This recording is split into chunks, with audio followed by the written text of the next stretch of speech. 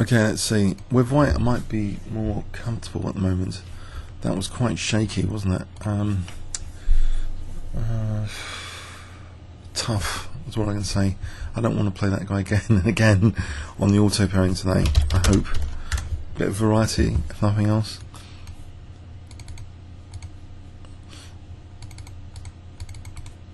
This FM, so 3-minute chess, very popular while we're waiting.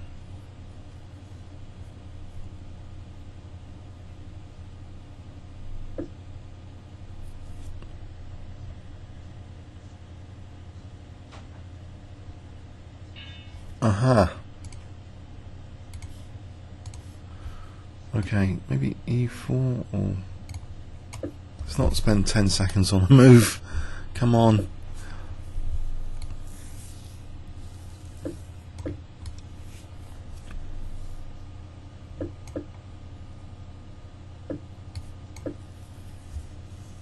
Right. Bishop E7, Bishop F7, check. Don't think that works.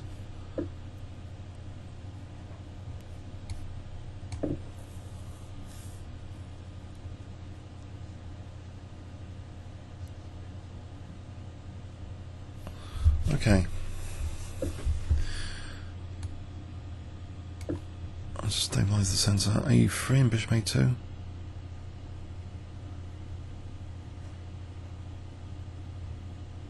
I'll make sure I keep that bishop on that diagonal.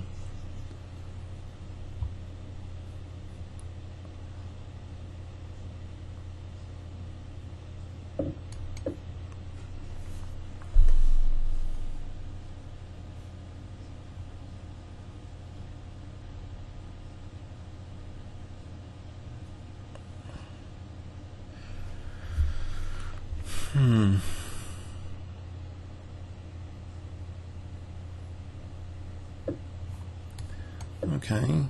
Let's get this king off there. In case naughty tactics later. I think F5 just to be able to play knight E2 to G3 or knight 2 straight off the bat.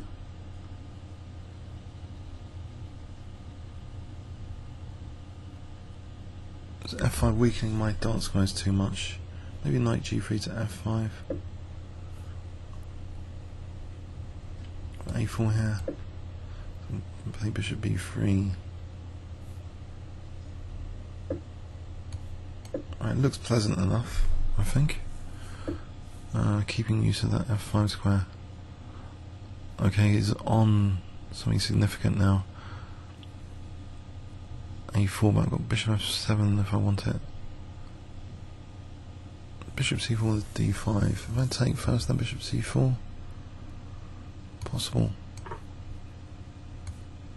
Because there's no D5, the bishop's kind of locked in without that D5 break, extending the scope of the bishop here. But I don't know, giving them D file, getting F file, it's all swings and roundabouts. So knight F5, knight G5, queen E1, knight F5, queen E1 to G3. Okay, I'll get some light square pressure, I hope. Taking on E5 doesn't work. Bishop E3 is another useful forcing move.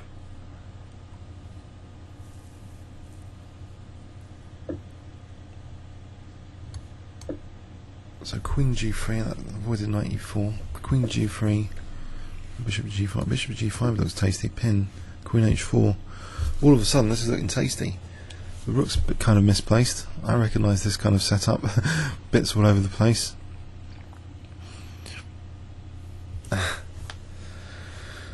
So queen H4, queen H4, coming up. A minute clock advantage.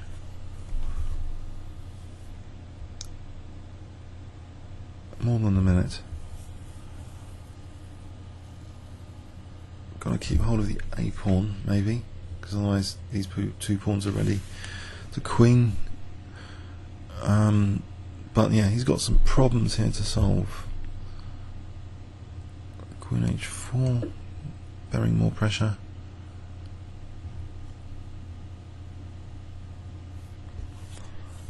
Okay, I'll lock down c4, keep that bishop imprisoned by its own pawns, and build up the rooks, I think, on f6, maybe g4 to come. Okay, there's rooks ready to swing. Let's put some pressure on c5 and threaten knight g5 and rook f3.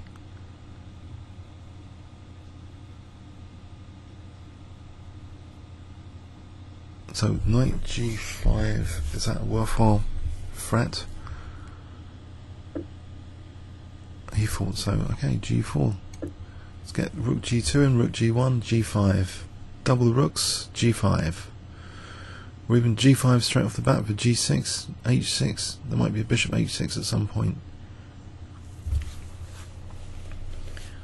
g5 is the logical undermining move. Let's do it here, straight off the bat.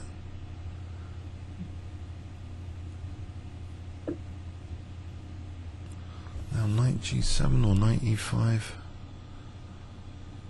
Or just taking, maybe just taking. Or knight takes, just get that dark square bishop. Or knight g7, g takes. Or there, knight g6 takes mate. Let's double on that. So I can play g takes and threaten rook g6, rook f6. G takes, knight h4, f3, bishop f6, maybe queen h5.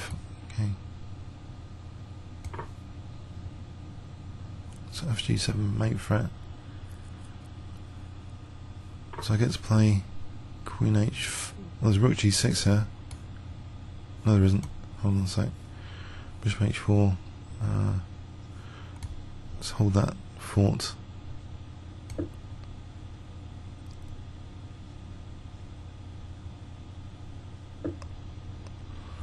Take on g7. Like just doubling for a moment.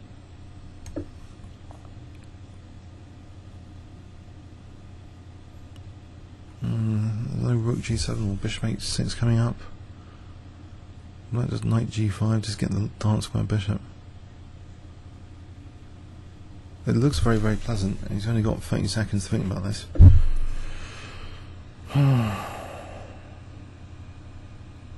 Knight g5, just get the dark square bishop, or bishop g5. I think I want to keep the knights on to work with the queen on soft spots. h7. If I take on e7 there, take on f6, I'll cash out.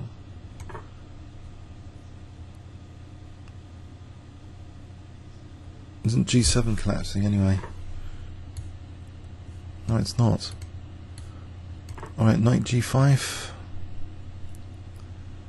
h6. Still nothing.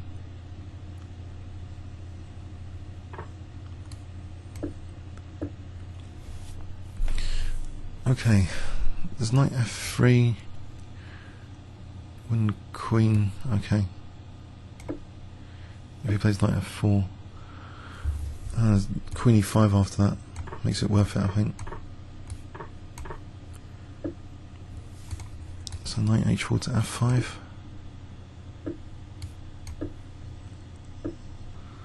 Right, so now let's go on c5 at leisure.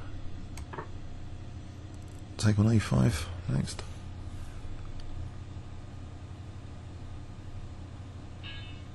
Okay. Okay, I think that was a good game, but I had such a comfortable attacking position. The ability to increase pressure at leisure, the ability to double up rooks at leisure, and also strike a g5 breakthrough. Okay, comments or questions on YouTube. Thanks very much.